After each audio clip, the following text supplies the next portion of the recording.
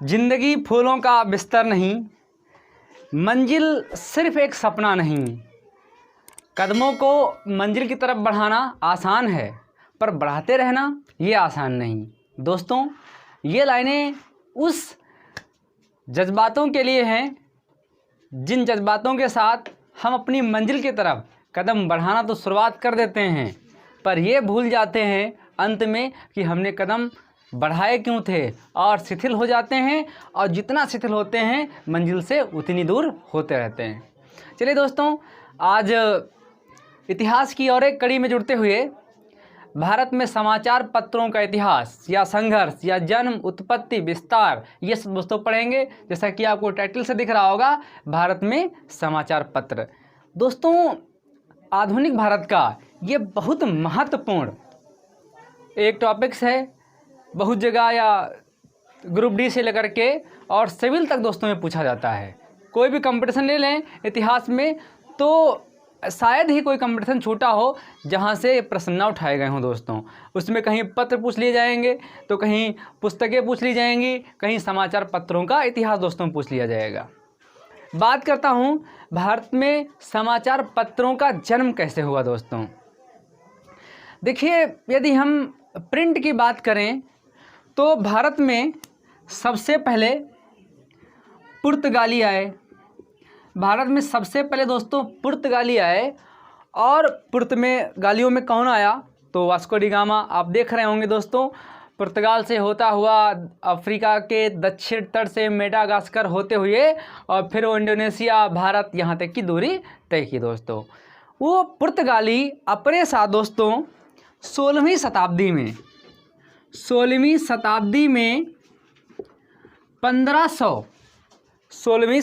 में 1550 के आसपास गोवा में एक प्रिंटिंग प्रेस की स्थापना की दोस्तों। पुर्तगालियों ने 16वीं शताब्दी में 1550 में गोवा में एक प्रिंटिंग प्रेस की स्थापना की।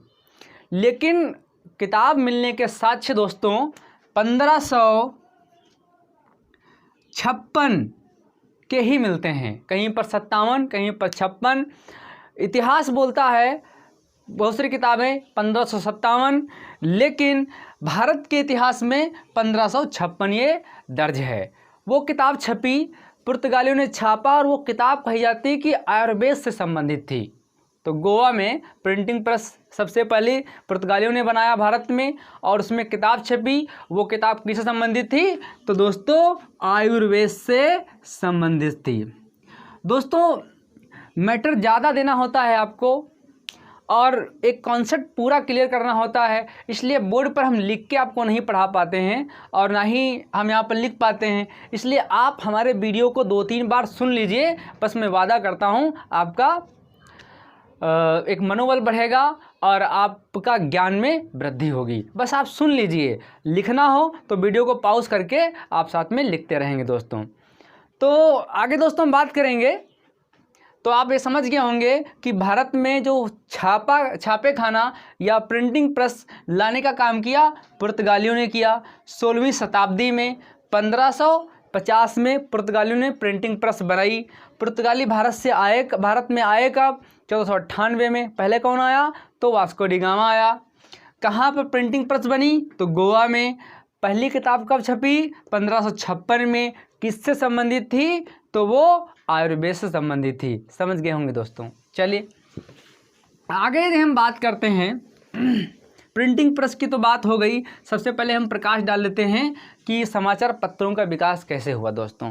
देखिए दोस्तों, भारत में जितने भी समाचार पत्र छप रहे थे वो सारे अंग्रेज़ों के थे। भारतीय समाचार पत्र बहुत बाद में आया है, जब राजा राम मोहन राय, जिनको भारतीय प्रिंटिंग प्रेस का या राष्ट्रीय प्रिंटिंग प्रेस का जन्मदाता कहा जाता है, या पाल जी को प्रेस का राजकुमार कहा जाता है, जैसे महान लोग आए तब जाके हमको प्रेस का काम मिला, या प्रेस को आगे बढ़ाने का, प्रेस के माध्यम से लोगों तक अपनी बात पहुंचाने का दोस्तों अवसर मिला। भारत में बहुत लोग ऐसे व्यक्ति थे जो पढ़े लिखे थे, लेकिन अपनी सूचनाओं को या अपनी जानकारी को उन तक पहुंचाने के लिए तरह तरह के विकल्प देख रहे थे और ये सोच रहे थे कि कहीं कोई ऐसा माध्यम मिल जाए जो लिखित में वो जानकारी हो।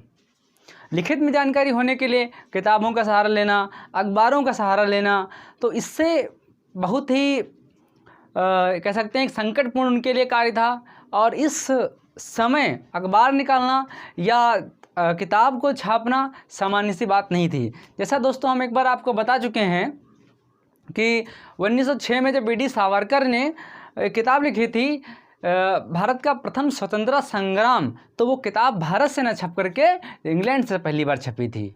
और फिर उसकी 3 प्रतियां जो हैं वो स्वलिखित, और उसमें से एक अपने पास रख ली और 2 प्रतियां भेज दी भारत के लिए छपने के लिए, ताकि वह किताब कहीं ऐसा ना हो कि अंग्रेज जब्त कर लें और हंगामा हो जाए तो उनकी सारी थीसिस बेकार हो जाए। तो एक किताब उन्होंने अपने पास रख ली।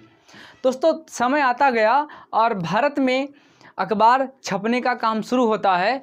राजा राम मोहन राय, या कह सकते हैं कि बंगाल गजट जो हिक्की साहब छापते हैं, इनका नाम मैं अभी लूँगा, बताऊँगा इनके बारे में। फिलहाल आगे बढ़ते हैं कहानी की तरफ। तो क्या होता है कि यहाँ पर वो अखबार छपना स्टार्ट होते हैं। उन अखबारों पर वर्नाक्यूलर जैसा प्रेस एक्ट जब आता है 1878 में, तो उसमें ये कह दिया जाता है कि, और कह सकते हैं एक प्रकार का प्रतिबंध लगा दिया जाता है अखबारों पर। यह कह दिया जाता है कि कोई भी अखबार अंग्रेज़ों के खिलाफ नहीं छापेगा।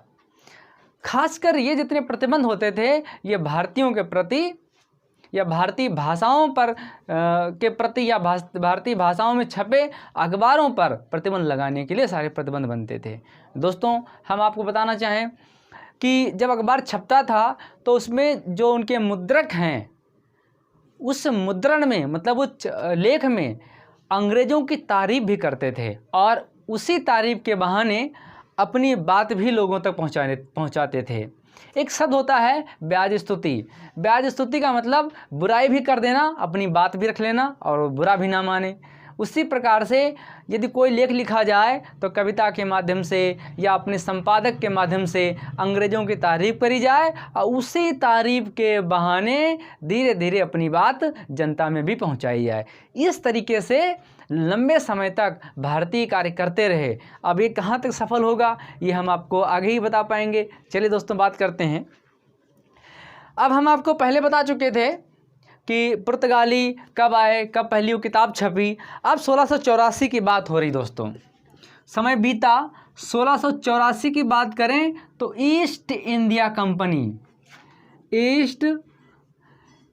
कंपनी इसने पहली बार महाराष्ट्र में एक प्रिंटिंग प्रेस स्थापित किया।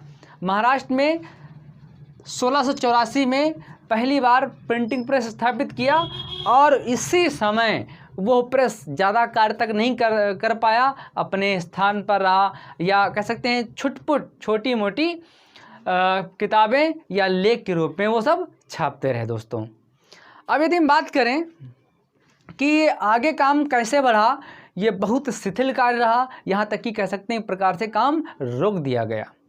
29 जनवरी 1780 की बात करें दोस्तों, 29 जनवरी 1780 की बात करते हैं।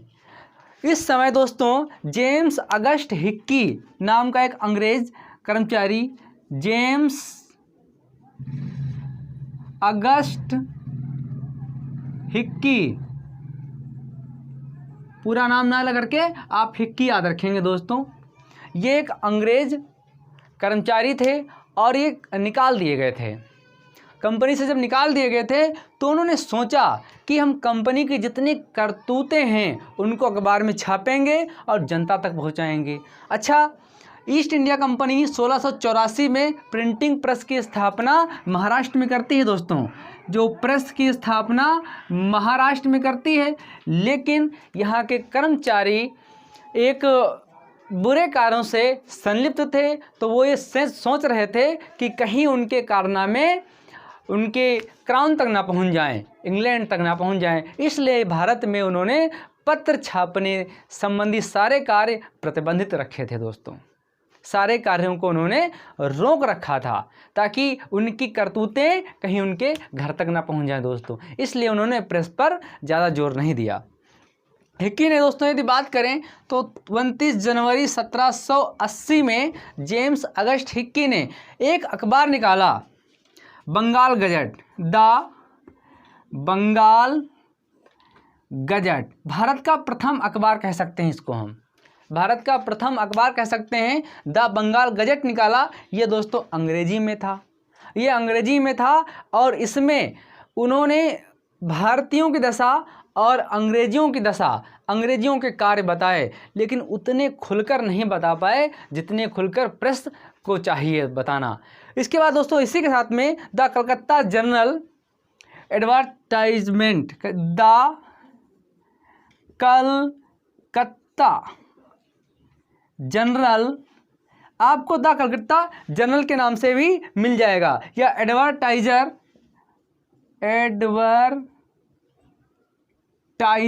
ये पूरा इस अखबार का नाम था।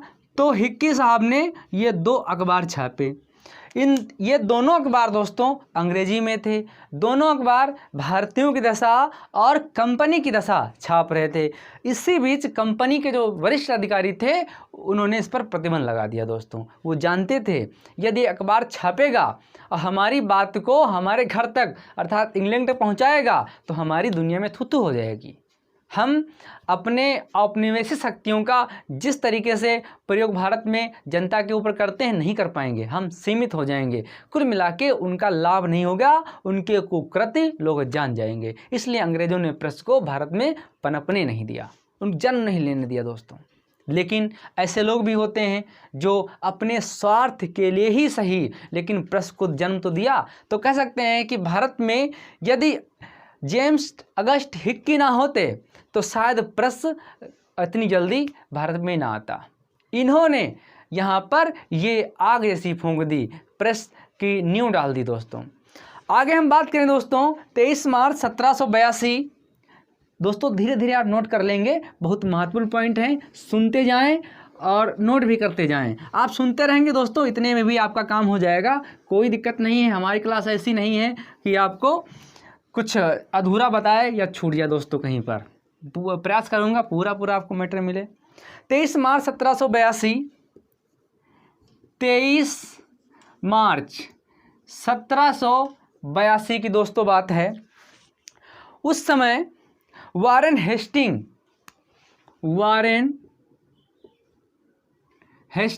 गवर्नर हुआ करते थे, गवर्नर जनरल। 23 मार्च 1782 को वारेन हेस्टिंग की दोस्तों बात करें, इन्होंने कह सकते हैं कि प्रेस को या जो हिक्की साहब ने जो प्रिंटिंग प्रेस लगाई थी उसको बंद करवा दिया, ज़्यादा लंबे समय तक नहीं कर पाए। इसके बाद दूसरा जो अखबार निकलता है भारत में, दूसरा अखबार, ये भी एक कह सकते हैं कि अंग्रेज़ों की दया से ही रहा या अंग्रेज ही इसको चलाते थे या अंग्रेज कहीं से अंग्रेज़ों की सोच से दोस्तों ये शामिल रहा। उस दौरान यदि हम बात करें तो वारेन हेस्टिंग ने इसको तो बंद करवा दिया था। दूसरा अखबार जब आया तो इंडिया गजट, नाम था इंडिया गजट, भारत का ये दूसरा अखबार है।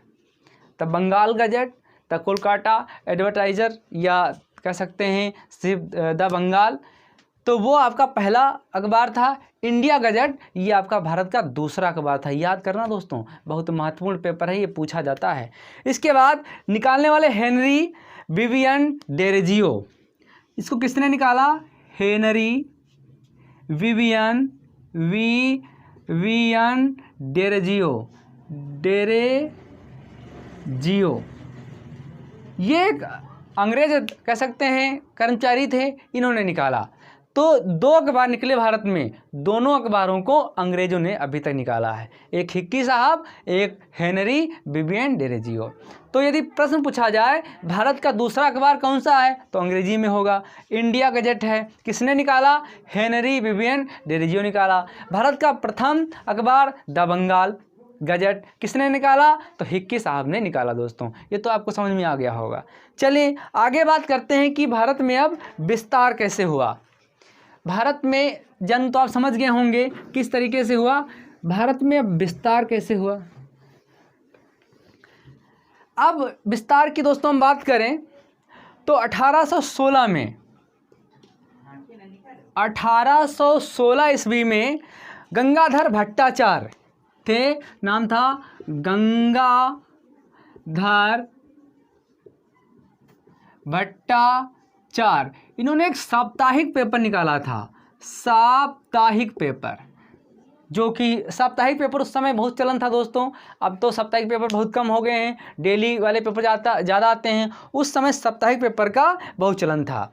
उसका भी नाम था दोस्तों Bengal Gazette, Bengal Gazette, the Bengal Gazette Hicky साहब, बंगाल गजट साप्ताहिक रूप से तो गंगाधर भट्टाचार्य इन्होंने निकाला, और ये सब कोलकाता से अभी तक प्रकाशित हो रहे हैं दोस्तों। अब ये जो पेपर था बंगाल गजट, ये भी अंग्रेजी में ही था, ये भी अंग्रेजी में ही छपा था। तो अभी तक दोस्तों अन्य भाषाओं में, कलकत्ता से छपा लेकिन अंग्रेजी में छपा। ये भारतीय प्रथम कह सकते हैं भारतीय थे जिन्होंने अखबार निकालने का दोस्तों काम किया है, लेकिन ये भी अभी अंग्रेज़ों की दया पर ही निर्भर हैं। अभी अंग्रेज़ों के खिलाफ या स्वतंत्र रूप से मीडिया कुछ नहीं कर पा रही दोस्तों। करती भी कैसे, मैंने कहा था ना कि यदि अपनी बात पहुंचानी है तो पहले अंग्रेज़ों की तारीफ़ करो, उस तारीफ़ में नीचे कहीं पर अपनी बात रखो दोस्तों। ऐसी बात कही गई। अब यदि यह कह दिया जाए कि भारत में प्रथम अखबार द बंगाल गजट किसने, हिक्की साहब ने छापा। भारत का दूसरा अखबार तो इंडिया गजट। भारत का प्रथम भारतीय अखबार तो बंगाल गजट किसने, गंगाधर भट्टाचार्य। कब, 1816। कहाँ से, कोलकाता से। समझ में दोस्तों आ गया होगा, बहुत आसान है। आगे दोस्तों बात करते हैं 1818 की बात। 1818 की यदि बात करें तो मार्समैन नाम का एक व्यक्ति था, इसने भी कुछ योगदान दिया दोस्तों। ये बंगाली मासिक पत्रिका इसने निकाली, दिग्दर्शन, बंगाली मासिक पत्रिका दिग्दर्शन। ये याद रखना दोस्तों, दिग्दर्शन ये पूछा गया है कई बार, यूपी ट्रिपल 80 में दोस्तों ये पूछा गया था दिग्दर्शन ये कब निकली, 1818 में। किसने, मार्समैन ने। ये पेपर है या पत्रिका है, तो ये मासिक पत्रिका है दोस्तों। इसने भी बहुत योगदान दिया पेपर में। अगली दिन बात करें दोस्तों, फिर एक समाचार दर्पण भी आता है इन्हीं मार्समैन के द्वारा, समाचार दर्पण, ये एक पेपर निकलता है। पत्रिका तो दिग्दर्शन हो गई, समाचार दर्पण दोस्तों ये पेपर निकलता है 1818 में ही मार्समैन निकालते हैं। लेकिन अभी यहाँ पर क्षेत्रीय भाषाएं शामिल नहीं हैं दोस्तों। अब यदि हम बात करें, आगे की बात करें तो ब्रिटिश व्यापारी थे जेम्स सिल्क वर्किंघम। जेम्स सिल्क वर्किंघम ब्रिटिश अंग्रेज अधिकारी थे दोस्तों। जेम्स सिल्क बर्किंघम,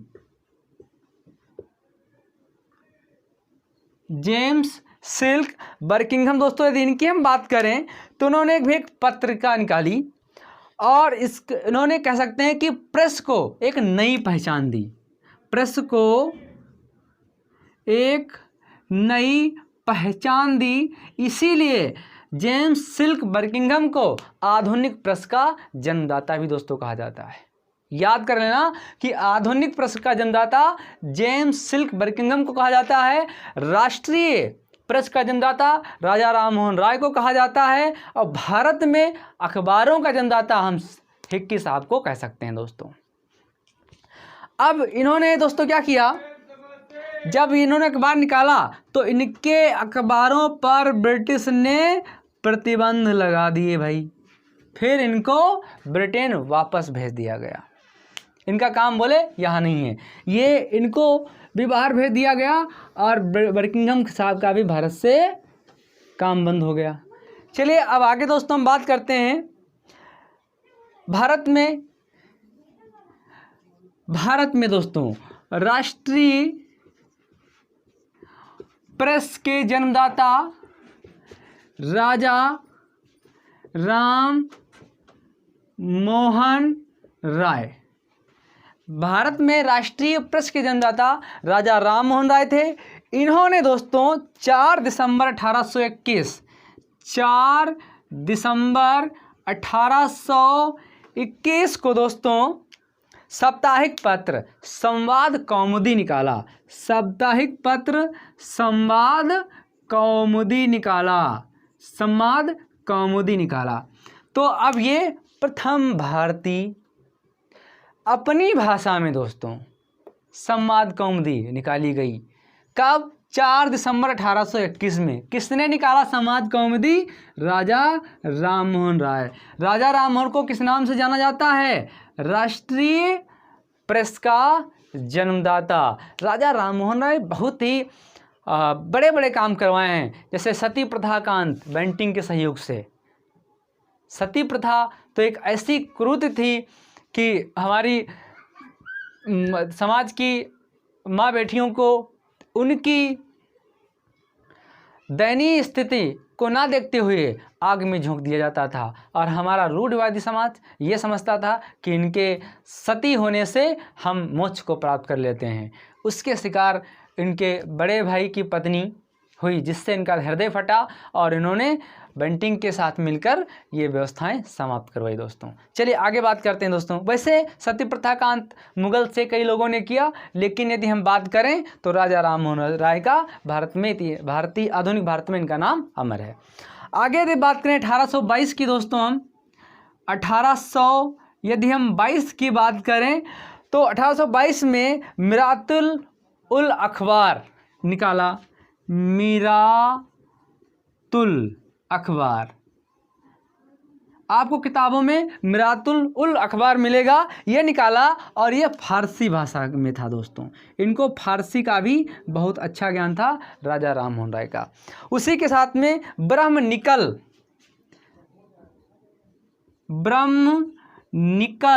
इन्होंने ये अंग्रेजी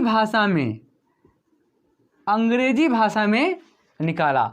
तो हम इनके 3 नाम याद रखेंगे। भारतीय राष्ट्रीय प्रेस का जन्मदाता राजा राम मोहन राय। राजा राम मोहन ने 4 दिसंबर 1821 में संवाद कौमुदी निकाली।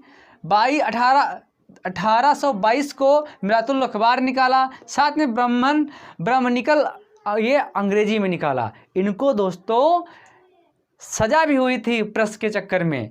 प्रेस में अंग्रेजों के खिलाफ छापने के कारण इनको जेल भी हुई थी 6 साल की। वो दोस्तों आगे हम आपसे बात करेंगे। अब यदि हम बात करें दोस्तों प्रथम हिंदी अखबार की, ये कौन था प्रथम हिंदी अखबार? दोस्तों बहुत महत्वपूर्ण है, धैर्य से सुनेंगे। हो सकता है कि अभी आपको हमारी क्लास अजीब लग रही हो, क्योंकि हम यूट्यूब पर नए हैं। यदि बात करें प्रथम हिंदी अखबार 30 मई 1826, 30 मई चल रहा है दोस्तों, समझ गए होंगे। 30 मई 1826 की बात करें, 30 मई 1826 को कोलू टोला स्थान था। कोलू टोला कहाँ स्थान है? कलकत्ता। उस समय कोलकाता, आज तो फिर कोलकाता हो जाएगा दोस्तों। ये 30 मई 1826 कोलू टोला कलकत्ता, यहाँ से दोस्तों एक अखबार निकला जिसके संपादक थे जुगुल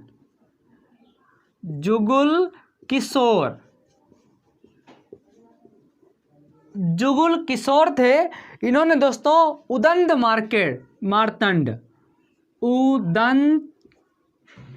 मार्तंड ये दोस्तों अखबार निकाला। ये प्रथम भारत का हिंदी अखबार था दोस्तों। ये प्रथम भारत का हिंदी अखबार था, ये आप कहीं नोट कर लेंगे। तो 30 मई 1826 को कोलू टोला कलकत्ता से जुगुल किशोर ने उदंड मार्तंड अखबार निकाला, जो कि हिंदी में छापा गया था। खूब प्रश्न पूछा जाता है, हिंदी का प्रथम अखबार उदंड मार्तंड कब छपा? 30 मई 1826 को। कहाँ से निकला? तो कलकत्ता। कलकत्ता में कहाँ से? तो कोलुटोला। कहाँ इस समय है? बंगाल में। किसने? जुगल किशोर ने निकाला दोस्तों। क्लियर हो गया होगा। आगे हम बात करें 1851 की दादा भाई नौरोजी की हम बात करें, जो सबसे वयोवृद्ध नेता थे। यदि हम बात करें 1851 दादा भाई नौरोजी, 1851 में बात करें दादा भाई नौरोजी की, इन्होंने अर्थव्यवस्था पर बहुत व्यंग करे और अर्थव्यवस्था को बताया कि भारत की अर्थव्यवस्था अंग्रेजों के हाथ में कैसे जा रही है दोस्तों। इन्होंने रस्त गोफ्तार अखबार निकाला, रस्त गोफ्तार, ये अखबार इन्होंने निकाला दोस्तों, रस्त गोफ्तार अखबार निकाला। इसके साथ में अखबार सौदागर दूसरा निकाला दोस्तों, अखबार सौदागर। ये दोस्तों दोनों अखबार किसमें थे? गुजराती में थे। गुजराती में थे दोस्तों, रस्त गोफ्तार अखबार और अखबार सौदागर। साथ में हिंदुस्तानी और निकाला दोस्तों, एक अखबार था इनको हिंदुस्तानी। एक और दोस्तों था एडवोकेट ऑफ इंडिया।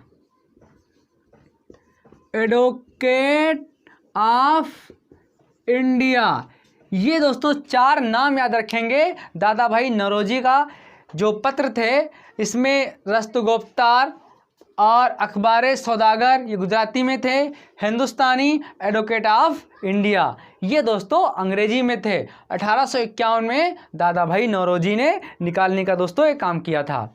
आगे हम बात करें 1853 हरिश्चंद्र मुखर्जी के द्वारा, 1853 की हम दोस्तों बात करें हिंदू पैट्रियाट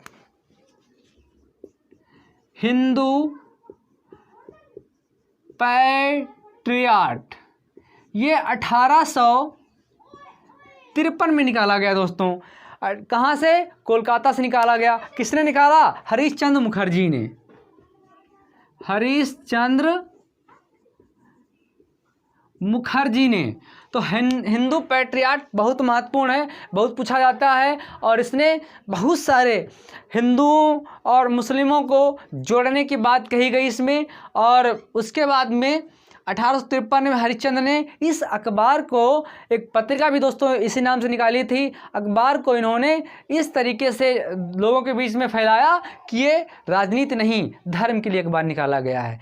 बहुत सारी उस समय दोस्तों पत्रिकाएं चलती थी जो छापती थी अंग्रेज़ों के खिलाफ, लेकिन उसके अंदर दिखाया जाता था कि हम ये सिर्फ अपने धर्म को या अपनी संस्कृति को बढ़ाने के लिए निकालते अखबार हैं। इसलिए वो हिंदू या मुस्लिम के नाम से अखबार रखे जाते थे ताकि अंग्रेज़ों को पता ना चल पाए कि ये हमारे लिए अखबार है, जनता के लिए है या धर्म विशेष के लिए अखबार है। दोस्तों मैं पहले कह चुका हूँ कि भारतीय इतिहास में प्रेस इतनी ज़्यादा दबी रही अंग्रेज़ों के समय कि अंग्रेज़ों के लिए ही लिखना पड़ता था और उसमें एक व्यक्ति इतना दिमाग लगाए 2 प्रकार की दोहरी भाषा लिखे कि लिखे तो वो अंग्रेज़ों के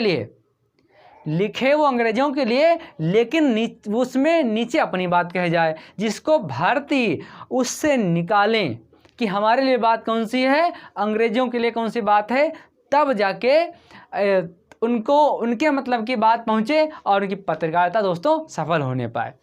1857 के बाद की बात करें, 1857 अखबार 2 रूपों में दोस्तों बढ़ गया। एक तो बढ़ गया आपका एंग्लो इंडियन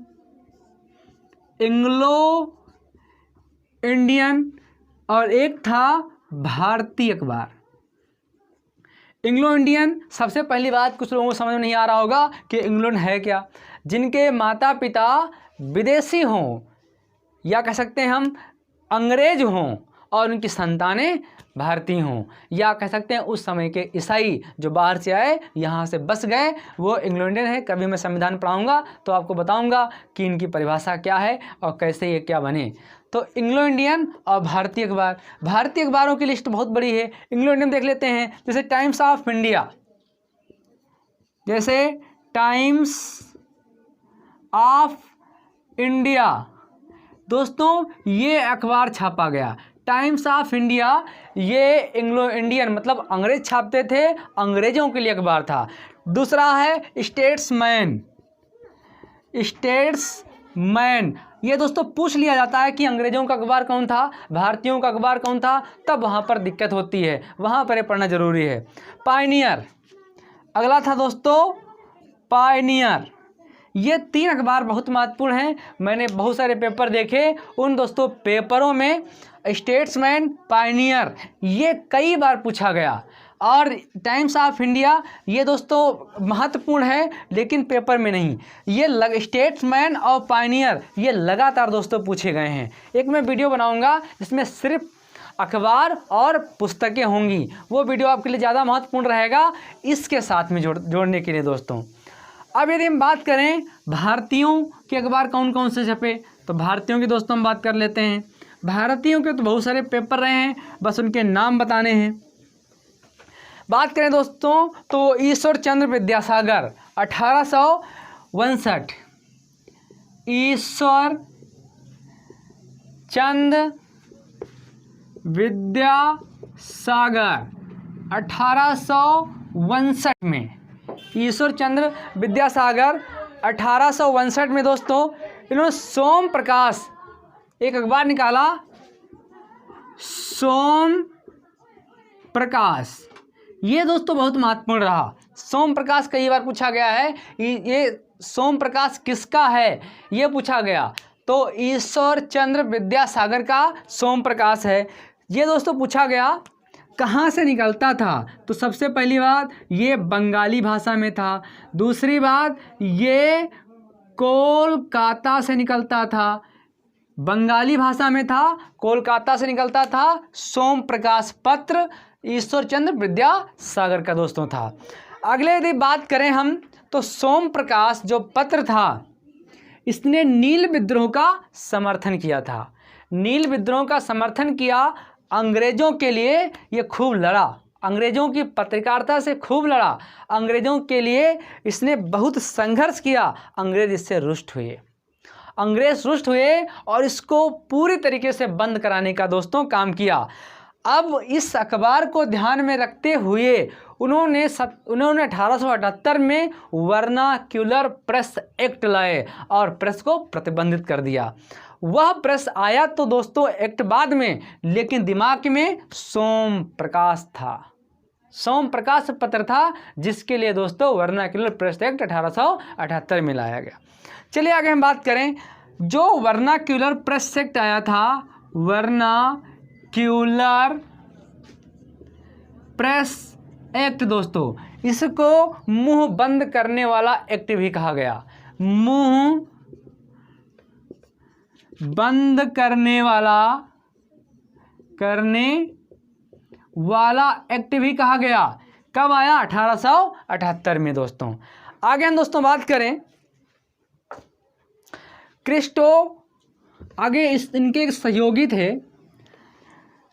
क्रिस्टोफर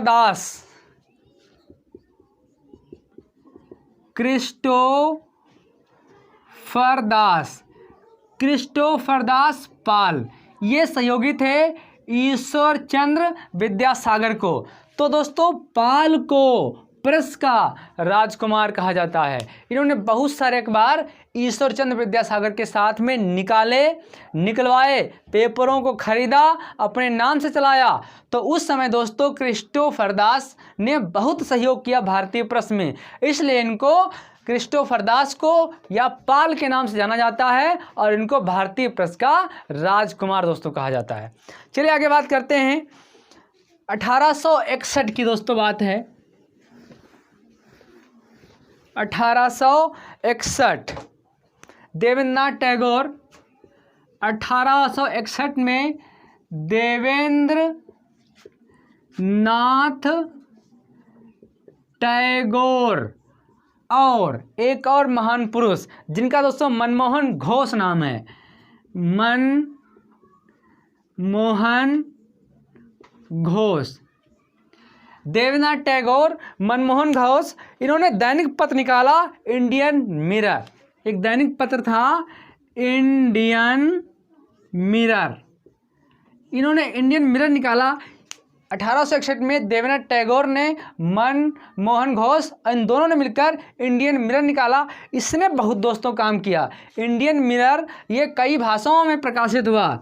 अंग्रेजों के बीच में ये खूब संघर्ष किया इसने, और धीरे धीरे दोस्तों पहुंचता गया भारतीयों के बीच में।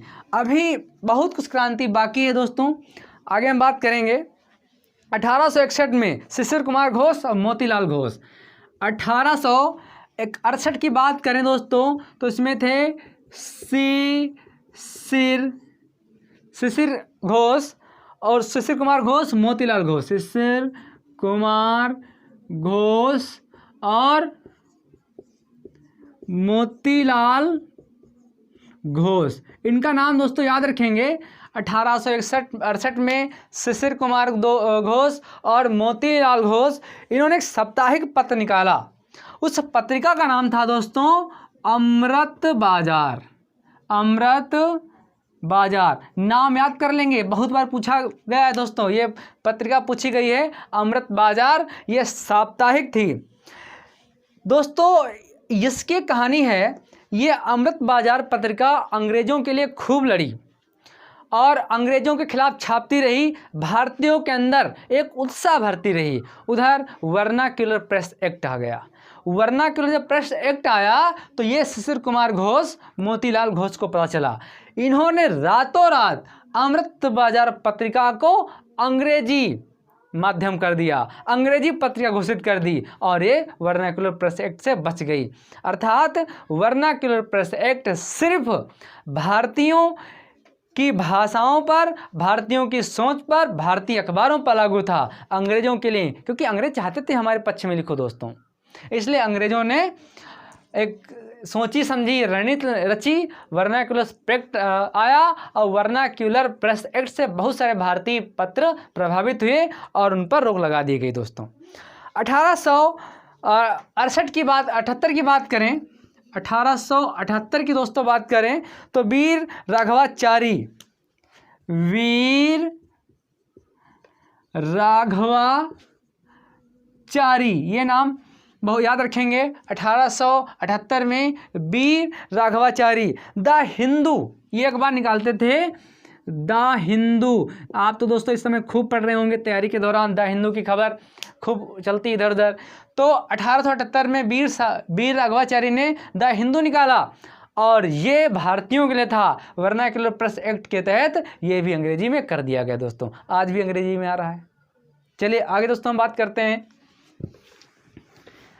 ये आपको विस्तार समझ में दोस्तों आ रहा होगा, थोड़ी डेटें ज़्यादा हैं लेकिन आप कई बार सुनेंगे तो क्लियर हो जाएगा दोस्तों। लेकिन बहुत महत्वपूर्ण है, अनदेखा आप ना करना दोस्तों। अनदेखा यदि कर गए तो आपके लिए दिक्कत हो सकती है दोस्तों, पता नहीं कहाँ से पूछ दिया जाए। अब 1867 की बात कर लेते हैं, एक पेपर रह गया 1867 की बात। भारतेंदु हरिश्चंद्र की तो बात करेंगे दोस्तों, बहुत महत्वपूर्ण है। भारतेंदु हरिश्चंद्र, इन्होंने बहुत कुछ लिखा, पत्रिकाएं निकाली।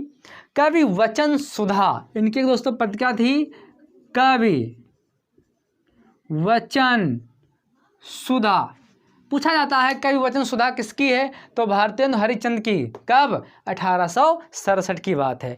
एनी बेसेंट की दोस्तों में यदि बात कर लें, ये 1900 में पहुंच जाएंगे। एनी बेसेंट की बात करें तो इन्होंने न्यू इंडिया निकाला दोस्तों। न्यू इंडिया मद्रास गजट के नाम से चल रहा था। एनी बेसेंट ने इसको खरीद लिया और 1914 में न्यू इंडिया नाम से अपना अखबार निकाल दिया। साथ में कॉमनवेल्थ भी निकाला, कॉमनवेल्थ निकाला। New India, Annie Besant, Commonwealth, Annie Besant. और इनकी एक पुस्तक थी इंडिया ए नेशन। इनकी एक पुस्तक थी इंडिया ए नेशन, याद रखेंगे दोस्तों। एनी बेसेंट ने न्यू इंडिया निकाला। न्यू इंडिया अधिकतर लोग महात्मा गांधी लगा देते हैं, लेकिन उनकी यंग इंडिया है। तो Annie Besant, new India, Annie Besant, Commonwealth. Annie Besant की एक पुस्तक थी इंडिया ए नेशन। ये बहुत महत्वपूर्ण है और भारत के इतिहास में इनका एक अतुलनीय स्थान है दोस्तों। और बहुत ऐसा इन्होंने काम किया जिससे एक ज्वाला जली और क्रांति को बल मिला दोस्तों। ये यदि लेखनी ना होती तो बहुत सारे सुधारते हम दोस्तों पीछे रह जाते। लेखनी एक ऐसी शक्ति है जो बिना खून बहाए बड़ी बड़ी क्रांति करवा देती है और बड़ी बड़ी क्रांतियों को ठंडा कर देती है। आप बिहारी को पढ़े ही होंगे, सतसई बिहारी के दोस्तों पढ़े ही होंगे। चलिए आगे दोस्तों बात कर लेते हैं गांधी जी की। अब दोस्तों हम गांधी जी की यदि बात करें तो 1919 की बात करें, 1919 की बात करें तो इन्होंने यंग इंडिया निकाला। पता था यंग इंडिया 1919 में यंग इंडिया निकाला। 1933 में हरिजन, 1933 में हरिजन पत्रिका निकाली। फिलहाल दोस्तों सुप्रीम कोर्ट के अनुसार अब किसी को हरिजन कहना अपराध है, हरिजन नहीं कहा जाएगा। तो 1933 में दोस्तों हरिजन निकाला। उसके बाद मौलाना अबुल कलाम आज़ाद की हम बात कर लेते हैं। मौलाना अबुल कलाम आज़ाद, इन्होंने उर्दू में पत्र निकाले दोस्तों। इन्होंने उर्दू में पत्र निकाले जिनमें से 1912 की यदि हम बात करें, 1912 की तो अल हिलाल निकाला। अल हिलाल एक पत्र निकाला, अल हिलाल 1912 में। 1913 में अनल विलाग, 1913 में अनल विलाग, ये दोस्तों पत्र निकाला। तो उस समय अंग्रेजी, उर्दू, गुजराती, राजस्थानी, कन्नड़, तमिल, उर्दू, फारसी जितनी भाषाएं भारत में थीं उतनी भाषाओं में धीरे धीरे दोस्तों इनका विस्तार होता गया और लेखनी के माध्यम से एक चिंगारी भड़कती गई। और ये चिंगारी फिर 1900 आप समझ सकते हैं 47 में क्या हुआ, एक 16 बना और अंग्रेज यहाँ से चले गए दोस्तों। अब यदि हम आगे बात करें दोस्तों तो बात करेंगे दोस्तों प्रतिबंध और एजेंसियां। बात करते हैं दोस्तों अखबारों पर प्रतिबंध, एजेंसियां और बस्ती क्या हैं, बसते हैं महत्वपूर्ण अखबार, महत्वपूर्ण अखबार, फिर महत्वपूर्ण पुस्तकें। दोस्तों इसके बिना पेपर का इतिहास अधूरा है। ये दोस्तों हम आपको अगले वीडियो में बताएंगे। वीडियो लंबा ना हो जाए इसलिए टाइम का ख्याल रखते हुए जितना हमने बताया इस वीडियो को दोस्तों हम जानते हैं कि नोट्स बनाना अभी आसान नहीं, क्योंकि हम चाहते हैं कि आपको कंटेंट ज़्यादा से ज़्यादा दें। ज़्यादा से ज़्यादा जब मैटर मिलेगा तो दोस्तों ऐसे स्थितियों में आप चाहे रोक के हमारा वीडियो लिख लें, चाहे तो 2-3 बार सुन लें, याद हो जाएगा। हम उसके बाद सुनने के बाद हम चाहें तो किताबों का सहारा दोस्तों ले लें तो उसमें हो जाएगा। बहुत सारे इतिहासकार यूट्यूब पर हैं जो हमसे बहुत अच्छा पढ़ाते हैं, लेकिन मैं भी प्रयास कर रहा हूं उनके जैसा बनने का और आप तक अच्छा सा मैटर पहुंचाने का। हम अकेले कुछ नहीं कर सकते, जो कुछ भी इस चैनल का वजूद है वो सब आपसे है दोस्तों। आप यदि एक कदम हमारे साथ मिला दें तो एक कदम हमारा मिल जाए तो हमारी और आपकी गति दोस्तों दूनी हो जाएगी और मंजिल तक पहुंचेंगे दोस्तों। फिर कोई ऐसी हमारे और मंजिल के बीच में खाई नहीं रहेगी जो रोक पाए दोस्तों। बस साथ थामने की ज़रूरत है। नमस्कार दोस्तों।